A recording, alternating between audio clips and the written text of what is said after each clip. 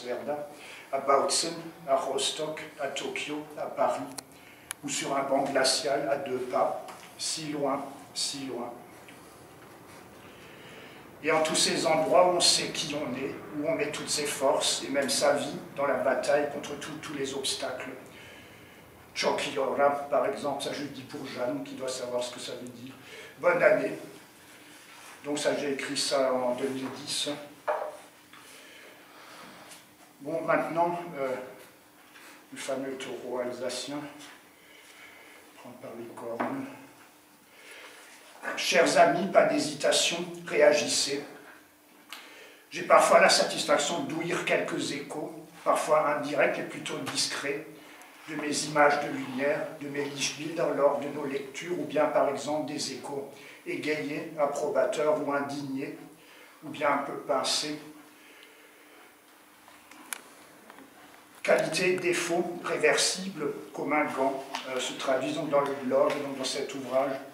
À mon sens, le blog se prête bien à la suggestion, à la levée des hypothèses qui se redressent alors comme l'herbe d'un pré aplati par un compresseur. Le compresseur, on connaît ça en Alsace. Et assez bien à l'esquisse, à l'ébauche poétique et littéraire, mais beaucoup moins à l'analyse exhaustive. Pour effiler cette dernière, j'éprouve, mais suis-je le seul? Non, répondit-il. Le besoin qu'un interlocuteur ou un contradicteur m'éperonne. Sinon, on court le risque de n'être guère lu, et on a bien moins envie alors de se faufiler en rentrant son perruche. Le muscle de Cronenbourg est appelé aussi, selon la tribu à laquelle on appartient, muscle de Schiltigheim. Parmi les stalagmites et les stalactites d'un thème ou d'une notion. Allez-y donc, les gars, Holloway, c'est encore pour Jeanne. Osez donc y venir, au lieu d'en parler à Pflugno ou à Schlagenhaufen sous les poutres du Strissel. Il y a tant à dire sur l'Alsace, surtout après toutes ces décennies de bouillasse grise. Alors cette référence à Pflugno et à Schlagenhaufen, c'est parce que, à l'époque, en 2011, parlant, on me disait toujours « Ouais, j'ai parlé de toi et de ce que tu écris sur ton blog au Strissel ou dans je ne sais pas quelle ville je veux. » Mais pas dans le domaine public, bien sûr, personne ne soulevait les problématiques que je soulève. Bon, le nostalgique. Le nostalgique, le divers et l'uniforme.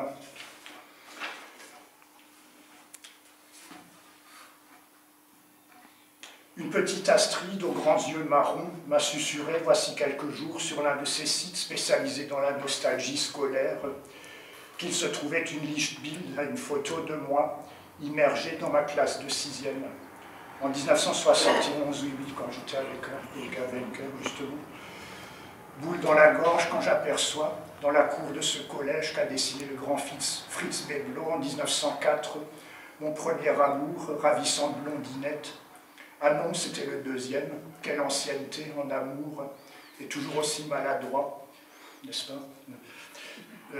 Et mes 6 amis de l'orphelinat du Weisshus. Cette amitié si douloureuse, si passionnée, si absolue qui me liait à ces garçons et ces filles complètement dénués, perdus sur la surface verglacée du monde. Donc les orphelins de Neudorf.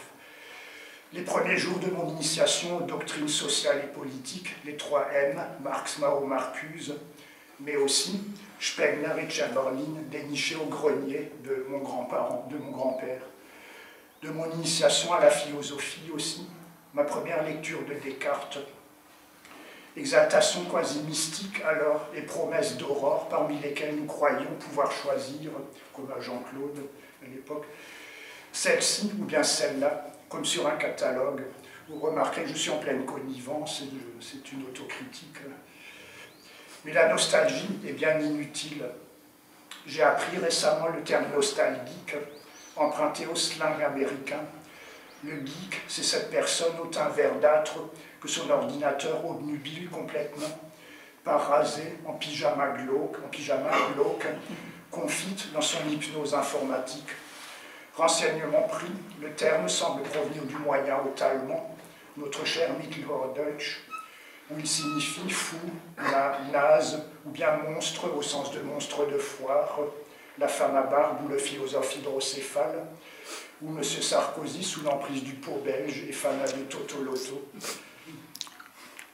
Le mot existe en néerlandais, Ikvelgeik, en Flandre française, où on parle de la ronde des gipes lors du carnaval, et en Alsace aussi, où à la même occasion, on sort le Kikkelesweut, c'est-à-dire aussi Tchelakop, le Bonia grelot, et puis nos aïeux, appelés les Armagnacs, qui ont ravagé notre pays en 1555, Dormekek. C'est le même mot donc à l'origine. J'ai continué à méditer sur l'image de 1971, la photo donc de 71. Ces 30 collégiens strasbourgeois savaient tous parler l'alsacien, bien que l'éventail sociologique de cette classe de 6e alla d'orphelins déshérités à des enfants de la moyenne bourgeoisie, mais déjà bien peu d'entre eux éprouvaient le désir de le parler, l'alsacien. Tous les patronymes sont alsaciens à l'époque, à l'exception d'un seul nom français, un garçon vosgien, un étranger lointain, et d'un nom hongrois. Une homogénéité qui allait alors de soi, souvent vécue comme un peu terne, un peu ennuyeuse, comparable à celle du Danemark jusqu'en 2000 environ. Maintenant, ça a beaucoup changé. Bon. Par intuition et par réaction spontanée, nous arborions pour y remédier des vêtements très colorés, des accessoires chamarrés. Et puis, sur ce site, pour nostalgique, je me suis rabattu sur des photos toutes récentes, mai 2009, des visages aux apparences et aux teints très divers. Et cependant, au collège et au lycée, on prêche la liberté de penser, l'esprit critique, la tolérance, et sans doute fait-on bien. Mais les 32 élèves de cette 4e de 2009 portent tous le même uniforme, de leur plein gré, oui et non, un jeans bleu, la prof de français aussi, tous en jeans.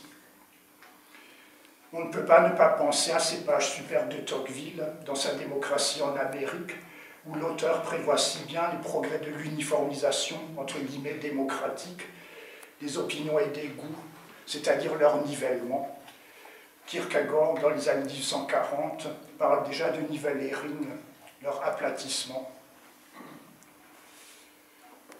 Bon, c'est une partie plus longue que la plupart.